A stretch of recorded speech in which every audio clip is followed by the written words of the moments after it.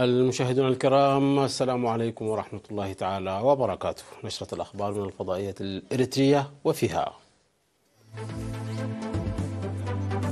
الرئيس الصومالي يتفقد الجنود الصوماليين الذين يتدربون في إريتريا.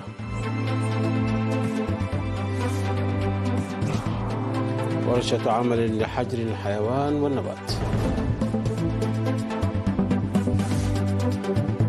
بناء سد في شاكات بمديرية بارنتو.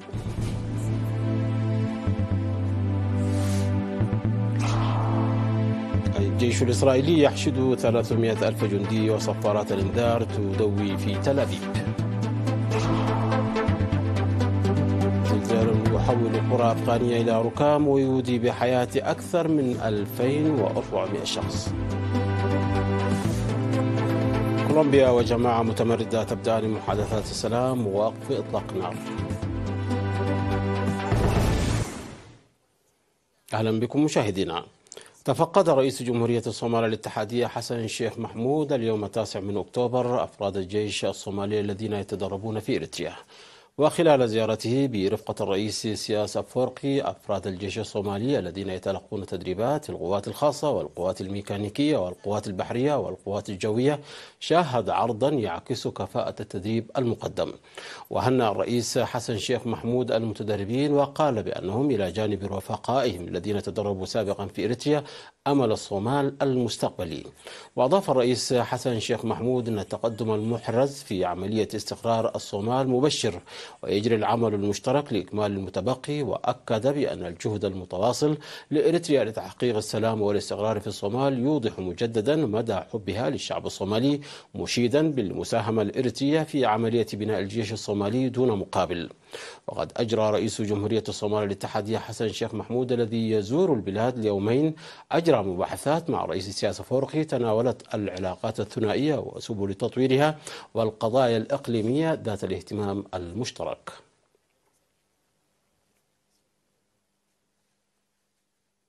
نظم قسم الخدمات القانونية والرقابية في مكتب وزارة الزراعة في إقليم شمال البحر الأحمر ورشة عمل في مصوى حول حجر النباتات والمحاصيل والماشية والمنتجات الحيوانية. وتهدف ورشة العمل التي عقدت يومي 7 و8 من أكتوبر الجاري إلى تشجيع الأعضاء المشاركين بشكل وثيق في أنشطة الحجر الصحي على فهم معنى وفوائد وأضرار الحجر الصحي والعمل بفعالية مع الشركاء العاملين.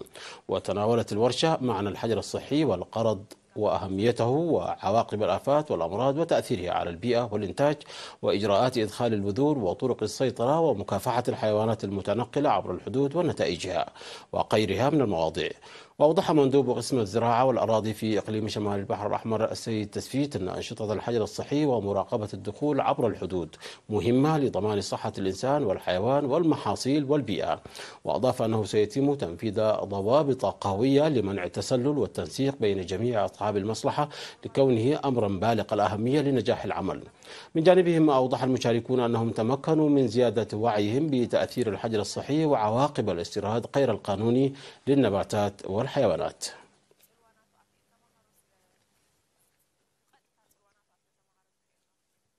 تم بناء سد جديد في منطقة شاكات بمديرية بارنتو للتخفيف من مشكلة مياه الشرب للإنسان والماشية، وذلك بنفرة السكان والجيش في مدة استغرقت 8 أشهر. وذكر مسؤول تنمية السدود في مديرية بارنتو المهندس جورجا والردي في حفل الافتتاح في 8 من أكتوبر أن السد الذي تبلغ طاقته 164 ألف متر مكعب من المياه سيخدم قرى أشوكومبا وبوركوكا وكوجيني وقلول وفيتيلا. وأشاد بمساهمة أعضاء الفرقة العسكرية 37 لمساهماتهم المتميزة. وقالت مديرة ضاحية شاكات غريتا بادي أن السكان يذهبون لمسافات بعيدة للحصول على المياه غير الصحية لأنفسهم ولمواشيهم، الأمر الذي كان يسبب مصاعب كثيرة. وذكر نائب قائد أركان الفرقة 37 المقدم تخل مريم قبر ميكيل أن الجيش الإريتري خرج من أكتاف الشعب ويتدفق في أحضان الشعب، لذلك فإن من واجبه الوطني أن يلعب دورا فعالا في برامج التنمية الموضوعة. ودعا مدير مديرية بارنتو بالإنابة السيد يماني محاري إلى القيام بأنشطة نفير لضمان حماية السد من الطمي. ويبعد سد أفتيلالا مسافة حوالي 6 كيلومترات من مدينة بارنتو. هذا وشهد حفل الافتتاح مناشط فنية للفرقة الفنية الفرقة العسكرية 37. نظم قسم خدمات الرقابة الإقليمية لوزارة الزراعة في إقليم القاشبركة دورة تدريبية ل3 أيام للمهنيين الزراعيين وممثلي فروع الوزارات وأصحاب المتاجر للوقاية من الأمراض التي تنتقل من الحيوان إلى الإنسان في الإقليم.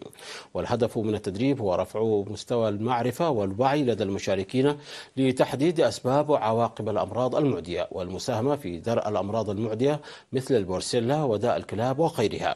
وأوضح الشاب سامييل كفلزجي من وحدة البيطرة أن برامج التطعيم تجري بين الحين والآخر لضمان صحة الماشية ومنع انتقال الأمراض من الحيوانات إلى الإنسان. وحث مسؤول وحدة مراقبة الثروة الحيوانية الشاب سعري أبراهام حث المجتمع على تجنب الحليب غير المغلي واللحوم غير المطبوخة ومقدمي الخدمات على الامتناع عن استخدام الحليب واللحوم غير المؤكد صحتها لمنع انتشار الأمراض. وأوضح مدير مديرية التسنية السيد سيوم قبر يسوس أهمية التدريب في زيادة وعي المشاركين داعيا إلى القيام بالمراقبة للمرافق الخدمية التي تستخدم اللحوم المذبوحة خارج المسالخ الرسمية.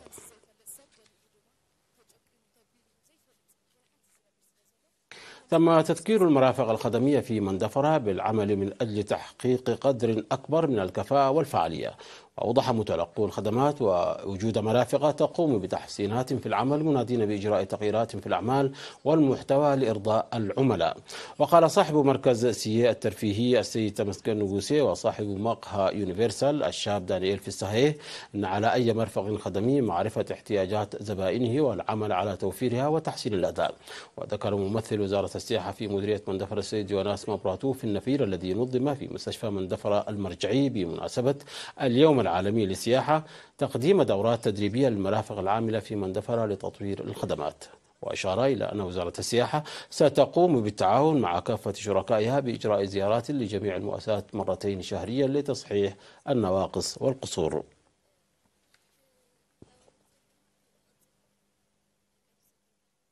مشاهدينا نشرتنا تتواصل من الفضائية الإريترية ولكن بعد فاصل قصير فابقوا معنا.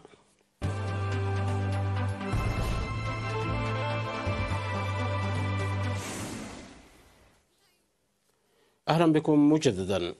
تتواصل الضربات الجوية الإسرائيلية على مواقع تابعة لحماس بقطاع غزة في منطقة صفارات الإنذار في منطقة تل أبيب والقدس عقب الهجوم المباغت الذي شنته الحركة على إسرائيل.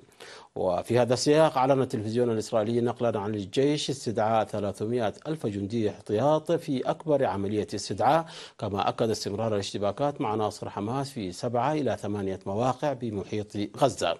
وتسعى إسرائيل لاستعادة السيطرة بعد هجوم حماس المباغت. وتواصل القوات الإسرائيلية مطاردة عناصر حماس في جنوب إسرائيل في الوقت الذي أعلن فيه الجيش الإسرائيلي أن أكثر من 1000 إسرائيلي قتلوا بينما بلغ عدد الجرحى 2150 مصابا. وشن مسلحو حماس هجوما مباغتا على إسرائيل من قطاع غزة على بلدات إسرائيلية وفروا وبحوزتهم عشرات الرهائن في أكثر الأيام دموية لإسرائيل منذ حرب عام 1973. وفي المقابل ردت إسرائيل بقصف قطاع غزة ما أدى إلى مقتل المئات. وعقد مجلس الأمن الدولي التابع للأمم المتحدة اجتماعا لبحث الأوضاع مع استمرار التصعيد بين الجانبين، واستمع إلى إحاطة من مبعوث الأمم المتحدة للسلام في الشرق الأوسط. ارتفعت حاصلة ضحايا زلزال أعقبته هزات ارتدادية في غرب أفغانستان إلى أكثر من 2000 قتيل وحوالي 10,000 جريح، فيما يسابق عناصر الإنقاذ الزمن للعثور على ناجين تحت الركام في قرى سويت بالأرض. وقالت إدارة طالبان أن الزلازل القوية التي ضربت أفغانستان تسببت في مقتل أكثر من 2400 شخص في أقوى هزات أرضية منذ سنوات في الدولة الجبلية المعرضة لزلازل. وقال مسؤول أفغاني أن أكثر من 1300 منزل دمرت جزئيا أو كليا جراء تلك الزلازل، وفي وقت تكافح فيه فرق الإغاثة والإنقاذ للاستجابة لتلك الاحتياجات وانتشار الضحايا والجرحى المحاصرين تحت أنقاض المنازل المدمرة. ووصفت السلطات المحلية في ولاية هيرات الخسائر البشرية والأضرار بالصادمة.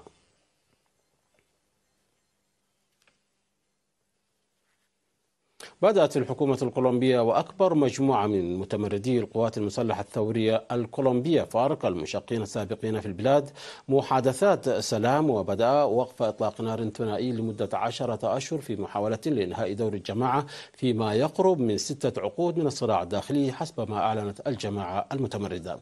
وتشكل المفاوضات مع استادو مايور سنترال، وهي مجموعة منشقة عن مقاتلي القوات المسلحة الثورية الكولومبية فارك التي تم تسريحها جزءا من الجهود التي يبذلها الرئيس جوزافو بيترو للتوصل إلى السلام الشامل.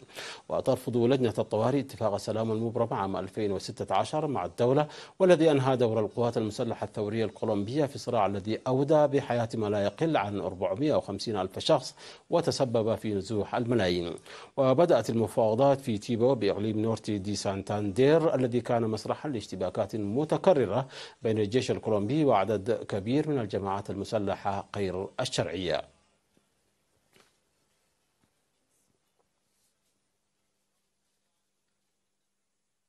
وضع الصاروخ الخفيف فيغا في المدار 12 قمرا اصطناعيا بعد إطلاقه بنجاح من مركز غويانا الفضائي في كورو بفرنسا، وهي ثالث وآخر عملية إطلاق أوروبية للعام 2023.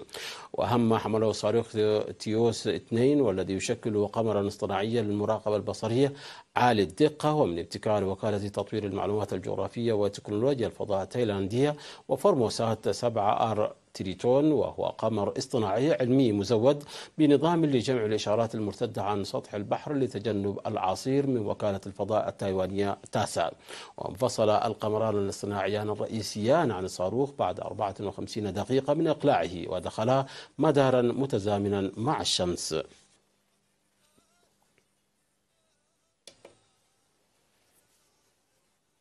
مشاهدينا، قبل الختام إليكم تذكير بأهم ما جاء في هذه النشرة من أنباء. رئيس الصومالية يتفقد الجنود الصوماليين الذين يتدربون في إريتريا. ورشة عمل للحجر للحيوان والنبات.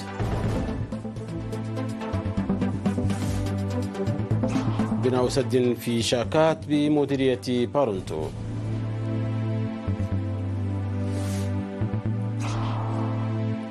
الجيش الإسرائيلي يحشد 300 ألف جندي، وصفارات الإنذار تدوي في تل أبيب. زلزال يحول قرى أفغانية إلى ركام ويودي بحياة أكثر من 2400 شخص. وكولومبيا وجماعة متمردة تبدأ محادثات السلام ووقف إطلاق النار. مشاهدينا، انتهت النشرة. شكرا على حسن المتابعة. تحية لكم أينما كنتم. إلى اللقاء.